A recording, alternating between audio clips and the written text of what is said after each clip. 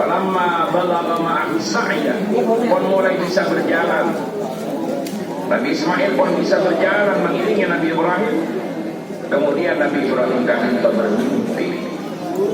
bermimpi kalau diperintah oleh Allah Subhanahu wa Ta'ala untuk mengorbankan putranya Ismail. Karena Nabi Ibrahim pernah berjanji, kenapa boleh cuma anak, sampai putra pun kalau diminta oleh Allah maka akan diberikan oleh Nabi Ibrahim alaihi salatu wassalam. Daripada kata tretan saja Nabi Ibrahim ada. Ini terjadi pada malam tanggal 8 Dzulhijjah yang kemudian kita kenal sebagai dengan malam Tarwiyah. Mimpi Nabi Ibrahim diperintah untuk menyembelih Nabi Ismail. Pada awalnya Nabi Ibrahim ragu, apa benar ini dari Allah, apa benar dari Allah. Tapi besoknya lagi bermimpi lagi dan yakin Nabi Ibrahim karena perintah menyembelih Nabi Ismail untuk mengorbankan itu perintah dari Allah Subhanahu wa Ta'ala. Maka itulah kemudian dikenal dengan nama Arafah, karena Nabi Ibrahim tahu bahwa perintah itu memang betul-betul datang dari Allah. Maka Nabi Ibrahim menyampaikan hanya Nabi Ismail, ya bunayya inni ara fil manam anni adbahuka fanzur madza tara. Wahai anakku, saya bermimpi tadi malam bahwa saya menyembelihmu. Lalu bagaimana pendapatmu dalam kurbanan? Apa kata Nabi Ismail? Ya abati if'al ma tu'mar satajiduni insyaallah minasy shabirin. Wahai anakku, lakukan apa yang diperintahkan oleh Allah kepada engkau. Ajunan bukan lagi atina, termasuk orang-orang yang sabar. Ternyata ketika ujian keduanya bukan hanya Nabi Ibrahim yang siap memberikan apapun yang ada pada dirinya sendiri, bahkan sampai mengorbankan putranya, kalau memang itu memang diperintah oleh Allah. Dan ujian kedua juga lolos. Pada kali itu Nabi Ismail tidak kalah siapnya, tidak kalah taatnya dengan Nabi Ibrahim. Beliau malah secara tegas menyampaikan pada Nabi Ibrahim, if'al ma tu'mar, ya Abah, kerjakan apa yang diperintah kepada engkau.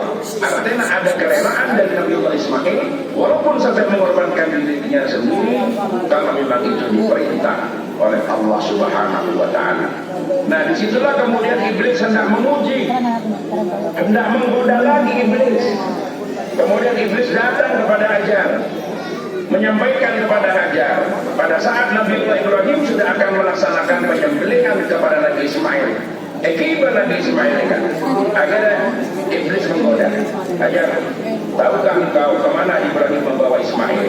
Ya, dia pergi bersama anaknya. Ibrahim akan menyembelih putranya. Oh, tidak mungkin, kata Hajar. Nabi Ibrahim sangat sayang kepada putranya dan mungkin putranya akan disembelih. Nah, kemudian iblis bilang bahwa itu adalah perintah Tuhannya, perintah Allah. Maka dengan tegas Hajar menjauhkan perintah Allah. Maka saya pun rela, apalagi Ismail. Saya pun kalau saya diminta, saya pun juga merelakan. Berarti ujian yang ketiga kan itu sudah lolos juga, bahwa Hajar menjadi pendukung kuat terhadap Nabi Ibrahim sang suami di dalam melaksanakan perintah Allah Subhanahu wa Ta'ala.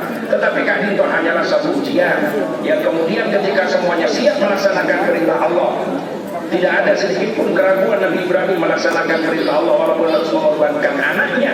Dan anak adalah puncak kecintaan bersyariah. Jadi kalau anak saja mampu diberikan, apalagi cuma anak, apalagi cuma tenaga, apalagi cuma pikiran, apalagi cuma kekuatan. Maka saya berdoa ketika kau sudah memberi dengan Allah Subhanahu wa Ta'ala. Nabi Ismail juga siap mengorbankan dirinya ketika diperintah oleh Allah, dan Hajar juga siap mendukung terhadap apa? Seampun laksanaan kisah Nabi Ibrahim kalau memang itu adalah perintah dari Allah. Maka ini potret dari hamba-hamba pilihan, potret dari kemuliaan Allah yang rela mengedepankan kehendak Allah daripada keinginan dirinya sendiri.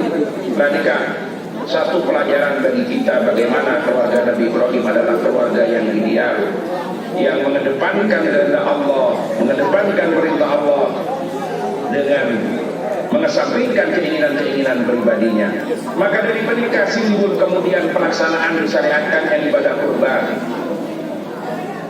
Dilaksanakan akan disembelih etik pas Allah mengirim kambing.